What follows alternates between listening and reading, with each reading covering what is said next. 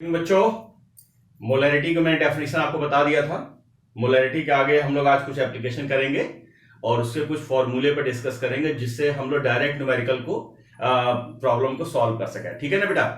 तो मोलैरिटी के टर्म मैंने आपको बताया था कि जो मोल पर लीटर जो होता है मोलैरिटी होता है ना। लेकिन क्वेश्चंस में हम लोग लीटर में नहीं निकालते हैं, एमएल में निकालते हैं, तो इसलिए मैंने इंटू 1000 का यूज किया था। तो आज हम कुछ एप्लीकेशंस करेंगे, है ना। एप्लीकेशन का मतलब डायरेक्ट फॉर्मूला यूज करेंगे जिससे हम बड़े बड़े सवाल को भी सॉल्व कर सकें। तो बोर्ड पर लिखा हुआ है, देखो लिखो, एप्लीकेशन ऑफ मोलैरिटी।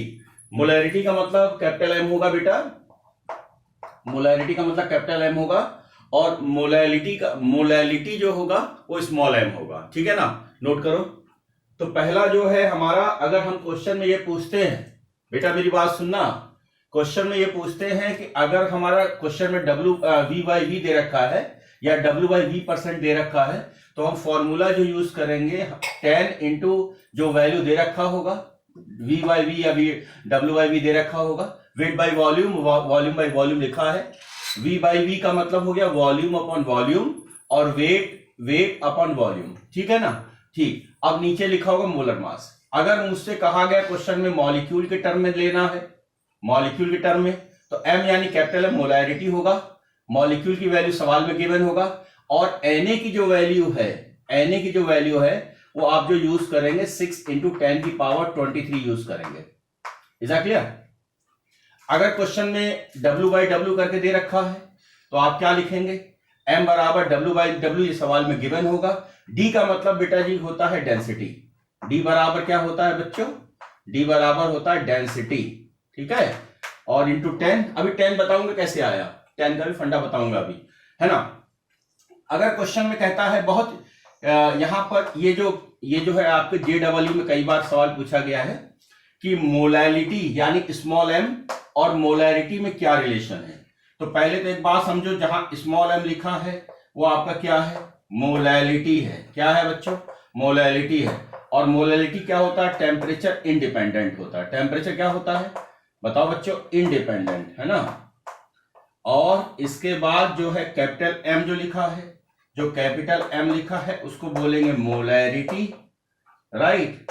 तो मोलैरिटी जो होता है वो टेम्परेचर डिपेंडेंट होता है ना, टेम्परेचर डिपेंडेंट होता है। ठीक है, तो नोट करो। तो ये आपका मोलैरिटी है, ये मोलैरिटी इंटू 1000, डी का मतलब डेंसिटी, है ना। ये मोलैरिटी और मोलर मास यानी मॉलिक्यूलर वेट।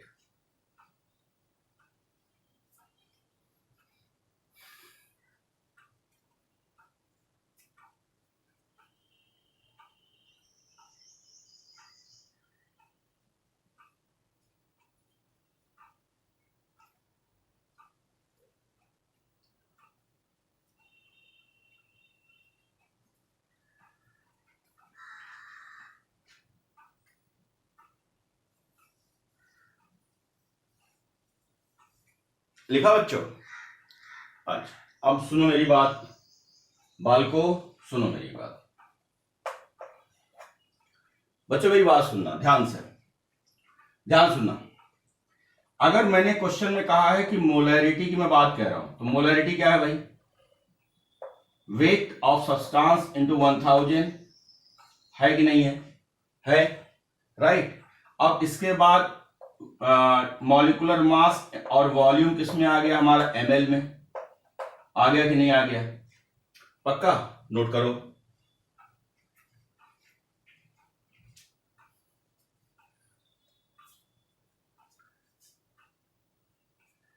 ठीक है बेटा। अच्छा अब सुनो, जो वॉल्यूम होता है ना बेटा जी, जो वॉल्यूम होता है ना V, ये होता है मास बाय डेंसिटी। क्या होता है, मास बाय डेंसिटी। ठीक है, अगर प्रॉब्लम में मास ना दिया गया हो, तो इसको कंसीडर करेंगे 100, क्योंकि 100 से सब किया जाता है। तो 100/d यानी क्या आ गया, V बराबर 100/d। Is that clear. अच्छा, अब इसको नोट करो जरा।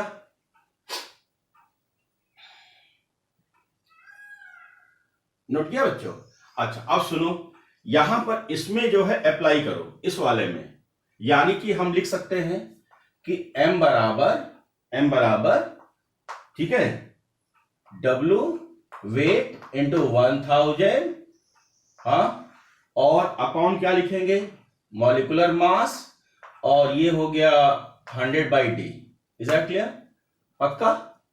अब आप जानते हो d चला गया ऊपर, है ना, तो m बराबर क्या आया, m बराबर देखो, अच्छा 100 से कटा कितना, ये अगर हम काटेंगे 10 बचा और d चला गया ऊपर, तो कितना हुआ, w इंटू 10, पक्का ना, इंटू d अपॉन क्या, मॉलिक्यूलर मास। समझ में आया? समझ में आया? तो बराबर सभी जगह, मैक्सिमम जगह मैंने 10 जो 10d लिखा हुआ है, जो 10d जो लिखा हुआ है वो ऐसे आया है, नहीं आया? तो या तो हम फॉर्मूला आसानी से ऐसे याद कर ले और फटाफट आंसर कर ले, या डिराइव करें। डिराइव में तो समय लगेगा भाई, देखो डिराइव में समय लगेगा, आपको याद करना होगा, ठीक है ना, क्योंकि हमारे पास इतना कंपटीशन में ये रिटन नहीं है, यहाँ ऑब्जेक्टिव है, बहुत कम समय मिलता है, तो यहाँ हम याद ही कर ले ज्यादा अच्छा। लेकिन बहुत सारे बच्चों में टेंडेंसी होती है साहब डी कैसे आ गया, 10 कैसे हो गया, तो वो मैंने आपको बता दिया कि साहब ये ऐसे आया है ना, बाकी आप याद ही कर लो, ज्यादा अच्छा रहेगा, ठीक है, नोट करो।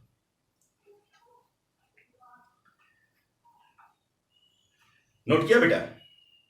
अच्छा अब देखो, एक और देखो, एक होता है डाइल्यूशन फॉर्मूला। क्या होता है? एक होता है डाइल्यूशन फॉर्मूला, ठीक। तो डाइल्यूशन फॉर्मूला की अगर हम बात करें तो डाइल्यूशन फॉर्मूला होता है m1v1 बराबर होता है m2v2, है ना। m क्या है? m क्या है? यह आपका मोलैरिटी है, हाँ, और v क्या है? यह है वॉल्यूम। कब यूज करते हैं कि रिएक्शन से पहले इसकी मोलैरिटी ये था, वॉल्यूम था, रिएक्शन हो गई, उसके बाद मोलैरिटी क्या हुई या वॉल्यूम क्या हो गया, दो आपस में कंपोनेंट मिला दिए गए, शुरू में उसकी मोलर कंसंट्रेशन ये थी, वॉल्यूम ये था, जब प्रोडक्ट बन गया तो मोलर कंसंट्रेशन क्या हो गया, वॉल्यूम क्या हो गया, इस वहां पर हम यूज करते हैं डाइल्यूशन फॉर्मूला। नोट करो बेटा।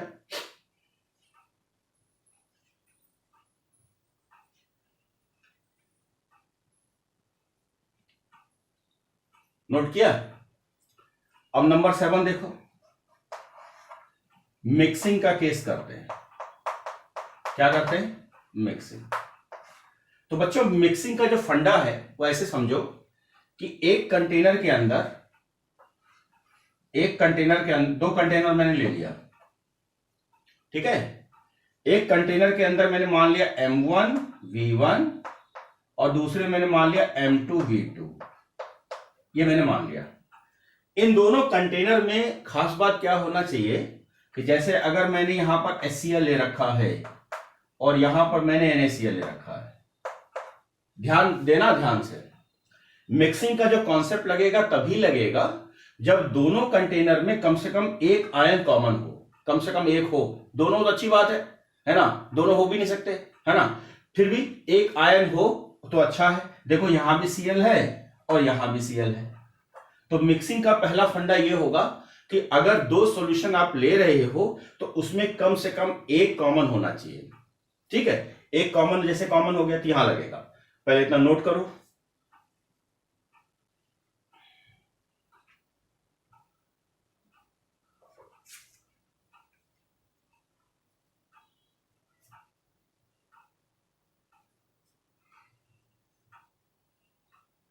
नोट किया बच्चों? अब देखो, अब यहां जो फॉर्मूला हम यूज करेंगे m1v1 प्लस m2v2 बराबर m3 और v3, ये यूज करेंगे, राइट। मेरी बात समझना ध्यान से। अब यहां पर क्या है कि मेरे को पहले इतना नोट करो,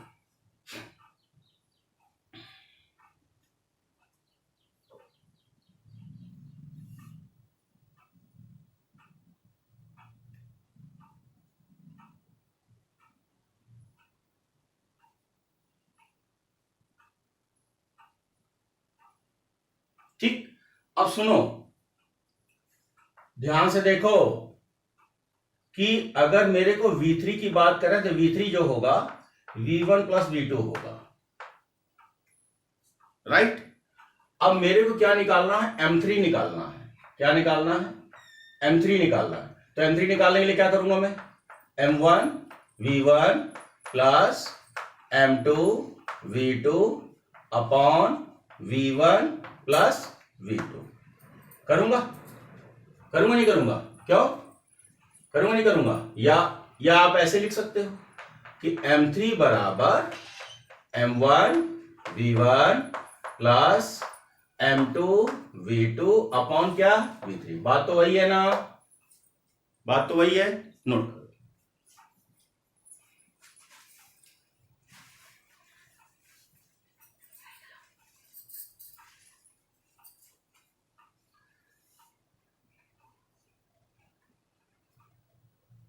लिखा बच्चों, अब लिखो प्रॉब्लम, अब लिखो प्रॉब्लम, बोले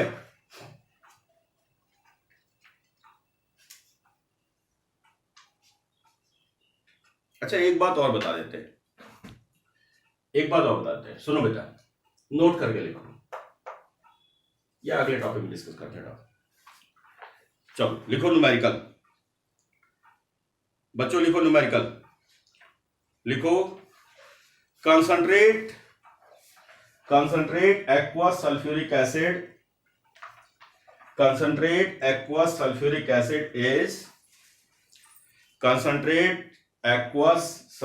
acid is 98%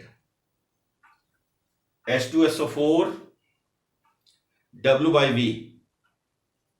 देखो W/V कहां दिख रहा है, कहीं दिख रहा है W/V, ऊपर दिख रहा है पहले वाले में, W/V and has a density is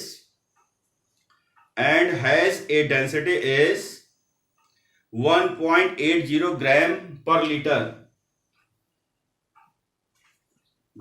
litre, है ना, फुल स्टॉप।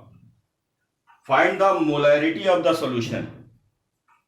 अगर W/V दे रखा है तो डेंसिटी का कोई मतलब ही नहीं है, खाली डेंसिटी आपको मिसगाइड किया गया है, ठीक।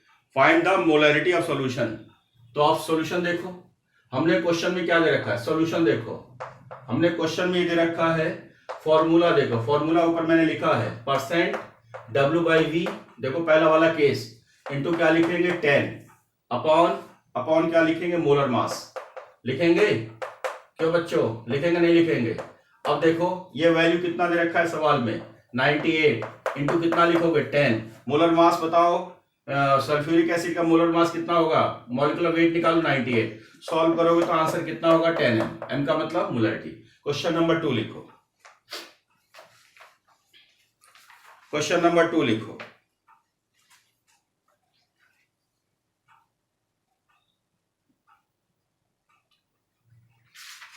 क्वेश्चन नंबर 2 लिखो। 2.5 litre of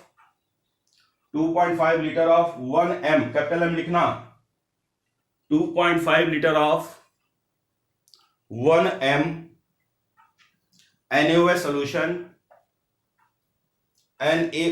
solution mixed with another 3 liter of 0.5 m NaOH, दोनों में OH कॉमन है, Na भी कॉमन है, बढ़िया समझ में आ गया ना फंडा। केस नंबर जो 7 बताया है मैंने आपको। Then find out molarity of resultant solution, आपको तरीका मैंने सिखाया है कि नहीं सिखाया है। अब फॉर्मूला क्या यूज करोगे, कुछ देखो दूसरा, तो फॉर्मूला मैंने लिखवाया M1 V1 प्लस क्या हो जाएगा M2 V2, पक्का, बराबर क्या हो जाएगा बेटा बताओ, M3 V3, आप फैमिलियर हो, आपको निकालना है क्या है। अब ये दे रखा है M1 में कितना दे रखा है, मोलैरिटी दे रखा है 2.5, सवाल में देखो 2.5, वॉल्यूम कितना दिया है 1, पक्का, प्लस M2 कितना दे रखा है सवाल में 3 दे रखा है, वॉल्यूम कितना दिया है 0.5, और आपको निकालना क्या है M3 निकालना है। और इसके बारे में मैंने क्या बताया V1 प्लस V2 बताया है आपको, यानी कि इनटू क्या करोगे इंटू क्या करोगे 2.5 इंटू आपका सॉरी +3 बताया ना आपको। अब आप क्या करोगे m3 निकालोगे, सॉल्व करके देखो m3 बराबर आएगा 0.73। कैलकुलेशन तो करना आता ही होगा, नोट करो।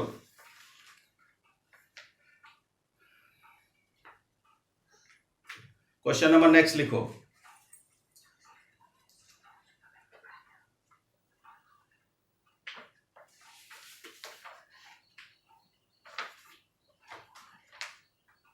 नोट करो बेटा फटाफट।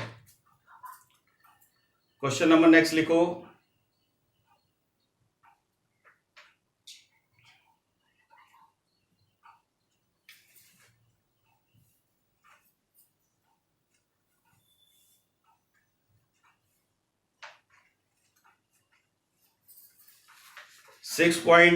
क्वेश्चन नंबर नेक्स्ट लिखो 6.025 इंटू 10 की पावर 20।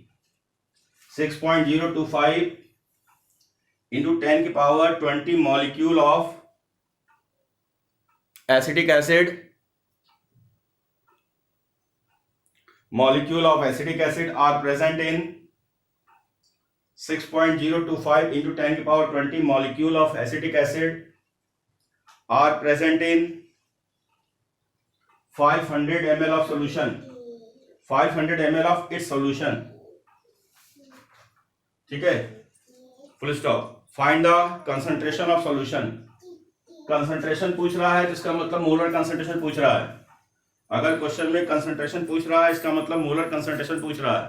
ठीक है, अगर कंसंट्रेशन पूछ रहा है तो मोलर कंसंट्रेशन पूछ रहा है। अब सवाल में मॉलिक्यूल के टर्म में देखो, मैंने फॉर्मूला डायरेक्ट लिखवाया है। नंबर 2 देखो, फॉर्मूला नंबर 2 देखो। ठीक है, तो हमें फॉर्मूला नंबर 3 यानी क्वेश्चन नंबर 3 का सोल्यूशन देखो। m बराबर क्या लिखवाया है मैंने, है ना, मॉलिक्यूल, मॉलिक्यूल लिखवाया है, हाँ, इनटू कितना लिखवाया है 1000 अपॉन क्या लिखवाया है बताओ बच्चों, है ना, Na का मतलब एवोगाड्रो नंबर और इनटू वॉल्यूम लिखवाया है कि नहीं लिखवाया है। अब देखो ये कितना दे रखा है सवाल में, मॉलिक्यूल कितना दे रखा है 6.022, है ना, 6.025 दे रखा है। ठीक है बेटा, इनटू कितना दे रखा है 10 की पावर 20 दे रखा है, क्यों बच्चों, है ना, इनटू कितना करोगे 1000 अपॉन बताओ बच्चों, Na कितना दे रखा है सवाल में, Na कितना होता है 6 इंटू 10 पावर 23 होता है, और वॉल्यूम कितना दे रखा है 500 दे रखा है, 500 ml दे रखा है, तो इस वजह से 1000 कर दिया। सॉल्व कर लो तो आंसर आ जाएगा आपका 0.02।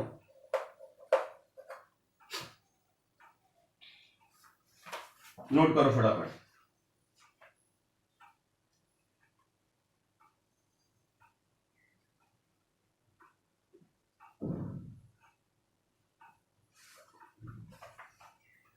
हो गया बेटा, क्वेश्चन नंबर नेक्स्ट लिखो।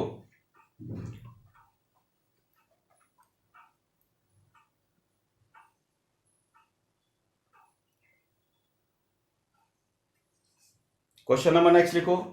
Concentrated aqueous sulphuric acid, concentrated aqueous sulphuric acid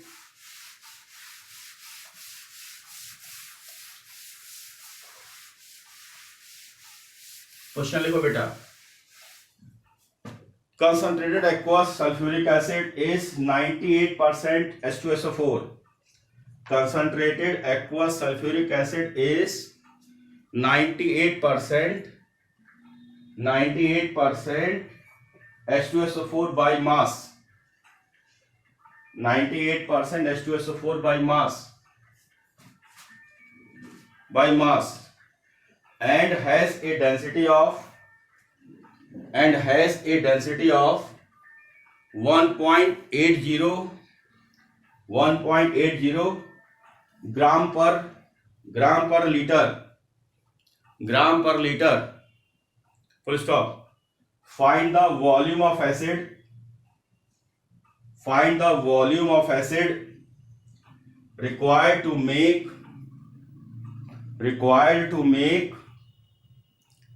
required to make 1 liter of 1 litre of 0.1 m H2SO4 solution.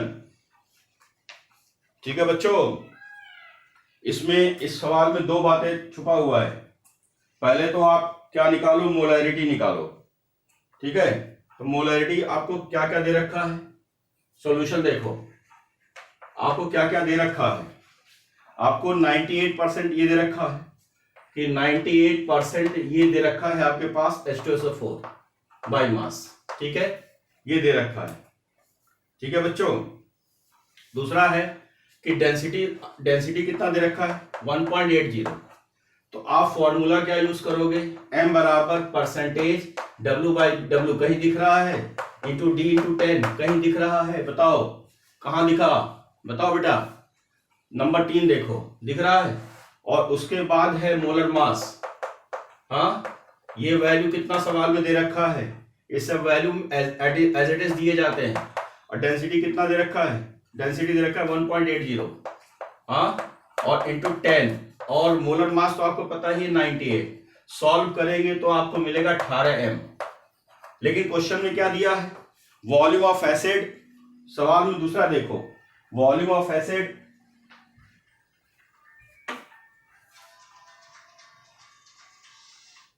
हाँ बेटा 5 मिनट में, हाँ बेटा 5 मिनट 5 to 10 मिनट्स। नमस्ते भैया, मैं आ रहा हूं।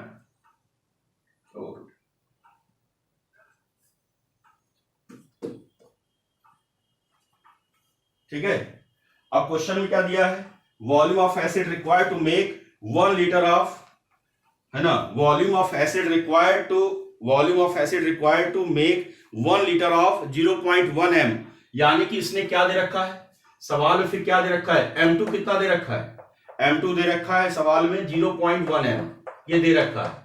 और वॉल्यूम कितना दिया है, यानी V2 दे रखा है 1 लीटर। अब आपको निकालना क्या है, वॉल्यूम ऑफ एसिड, यानी कि आपको निकालना V1 निकालना। और इसके बाद बच्चों M1 की अगर हम बात करें तो M1 आप कितना निकाल चुके हो, बताओ 18 m निकाल चुके हो।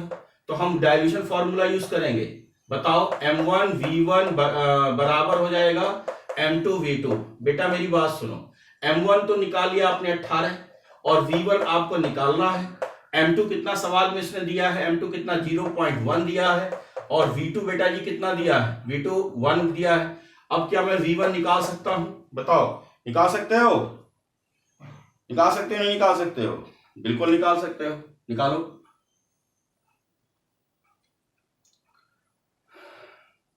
उसने लीटर में दिया है, आप ml में निकालना है ना, वॉल्यूम को लीटर में ml में कन्वर्ट कर लो तो कितना हो जाएगा 1000। अब ml में आ जाएगा आंसर। ठीक है, निकालो। तो V1 कितना आ रहा है मेरे पास, V1 आ रहा है 5.5, ऐसा कुछ आ रहा है। जरा सॉल्व करके देखो क्या आपको ऐसा आ रहा है आंसर।